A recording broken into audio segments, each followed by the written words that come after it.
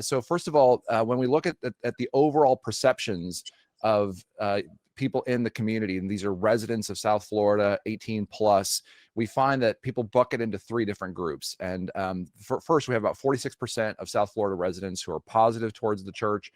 That's very consistent with national norms within the range of sampling error. 3 in 10 are indifferent, and 1 in 4 are negative towards the church.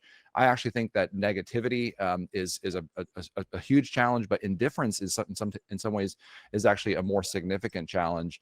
There's this like impregnable wall of indifference that people have, and actually many of those who say they're favorable are also sort of indifferent in their mindset towards the church, because certainly not that many are church goers in an active way.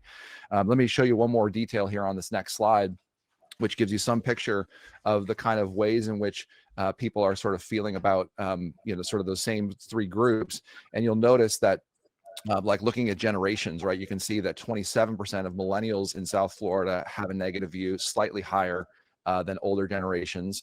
You'll see on the far right, 3 columns, practicing Christians. So even 6% of practicing Christians have a negative view, 15% of practicing Christians have an indifferent view. And then you'll notice among non-practicing Christians how there's a sort of a step down. And then among non-Christians, and this is an important thing for the reputation of the church among those who don't follow Jesus, 21% are favorable, 33% are indifferent, and 46%, nearly half, are negative towards the church. So that's things are tough, but they're not as tough as we might imagine them to be in South Florida relative to the perceptions of the church. So I'm going to turn it over to Savannah to talk about our next finding.